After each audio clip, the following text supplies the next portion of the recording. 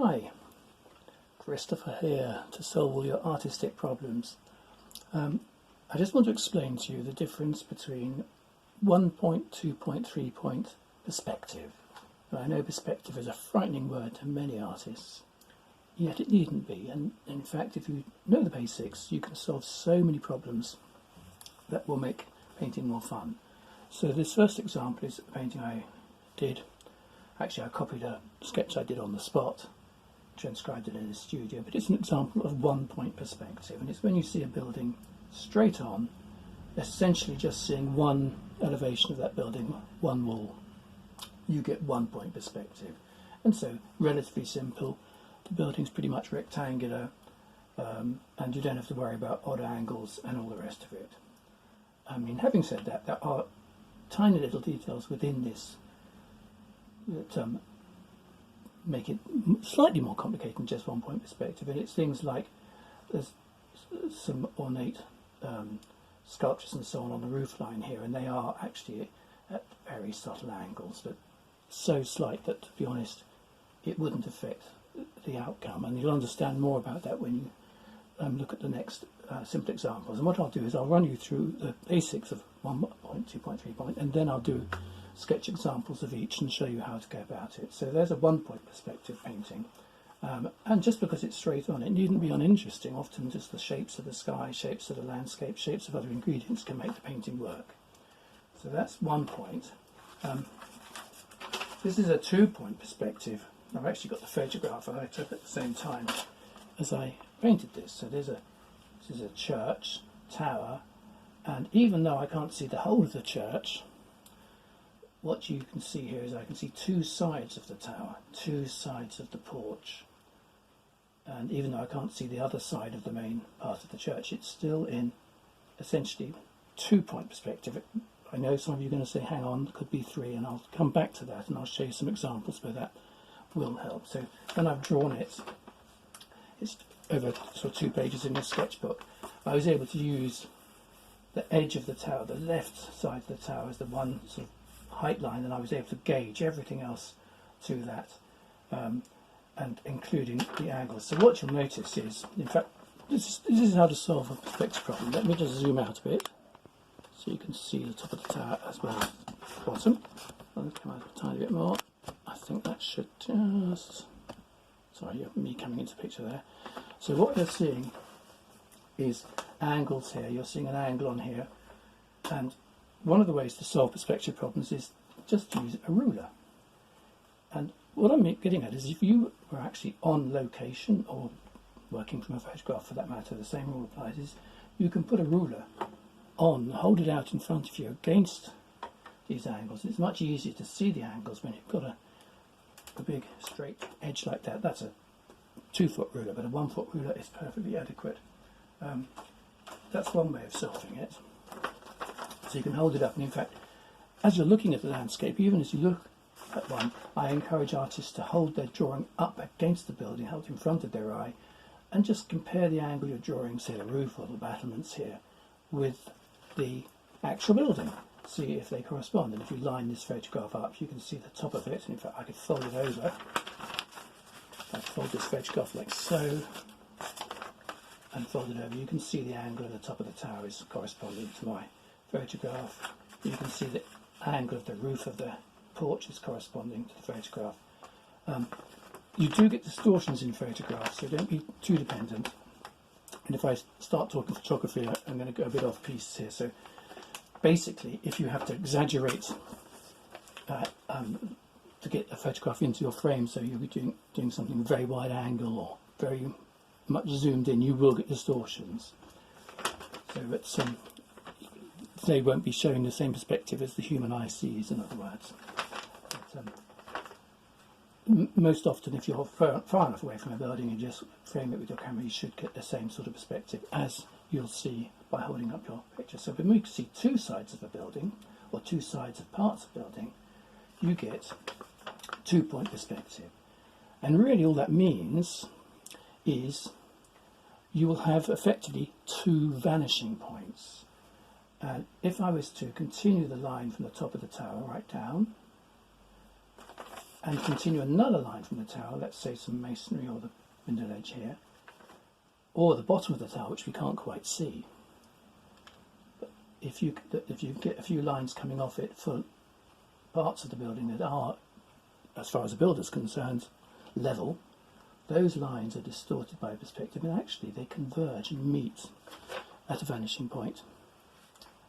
And let's say the first thing to remember in this little lecture is that the vanishing points of regular buildings, that is buildings that are vertical and upright, as opposed to leaning towers of Pisa or contemporary organic architecture, but in regular buildings, the vanishing points are at your eye level.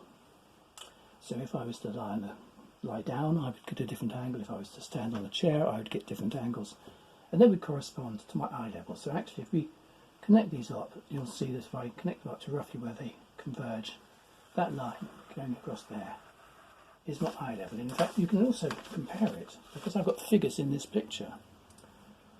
You'll find that if you connect up all the lines in the photograph, you can see all the masonry. I haven't picked that up in my painting.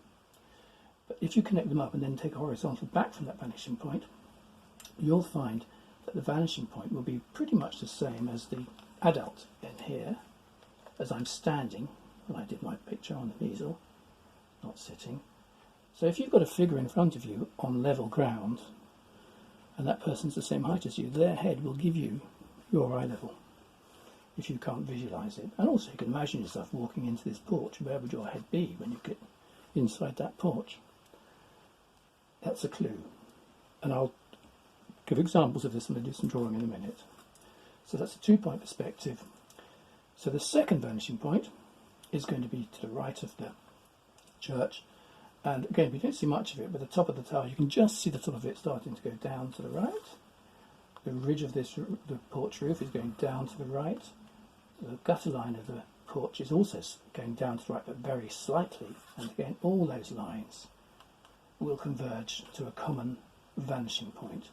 That is if the church is irregular. I mean, if the porch is wonky to the nave and the tower is at a different angle, you'll actually get a vanishing point that will be slightly different from each part of the building. But if the building's regular, you'll get one common vanishing point, and even the line here through the porch and the ground line here, they'll all come across to the right to vanishing point. And the simple thing to remember is if you're flatter onto a wall, you'll get a vanishing point further away than if you're at an oblique angle to a wall. So there is a correlation there, but you don't need any mathematical knowledge to do that. Really, I'm just encouraging you to visualise this, and if you're not sure, again, hold up a straight edge like a ruler, or even a pencil sometimes is enough, and that's giving you the angle of the tower there, that's giving you the angle of the ridge, that's giving you the angle, of the gutter line. And again, you can see in my sketch, those angles give that. Now, I didn't actually use vanishing points in this drawing, I just drew them as I saw them. But if I was to put this drawing on a large piece of paper and extend all those lines, you will find them coming to a vanishing point.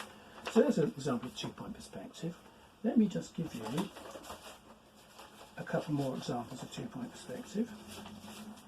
Let's take that one away, I'll come back to that maybe. So here's a simpler building.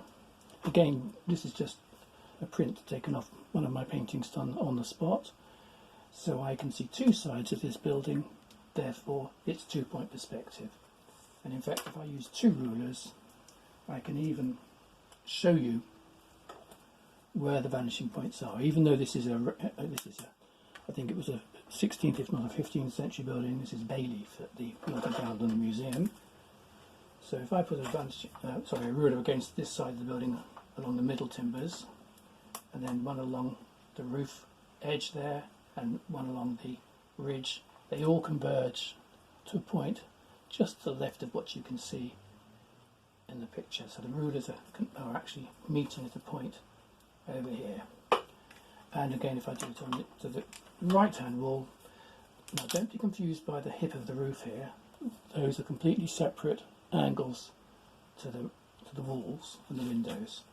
So if I put it on the right of the building, I can put one down at ground level, I can put one at this gutter line, I can put one in the middle, and all those lines again meet to the right of the building. In fact, the ones to the meet about 2 houses across again. Add 2 houses, you get to it, and the one to the left you add 1.5 houses, and that's just down to the.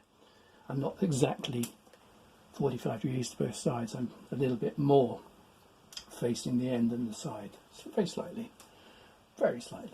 But again, we've got 2 vanishing points, and again, there's a figure here that's halfway between me and the house, and that head almost gives you an eye level. Actually, it doesn't quite, because we've got sloping ground. My eye level is right at the base of this building, fractionally below this person, who's slightly higher ground than me. So that's why the eye level is low down, because I'm on the sloping ground. I'm lower down than the building, looking up slightly at the building. So 2-point perspective, and it even applies to the little barn over here, which again is the top of this ridge, ridge here goes down to the left-hand vanishing point, which tells me that that building is actually square to the other building. So that's a good example, another good example of 2-point perspective.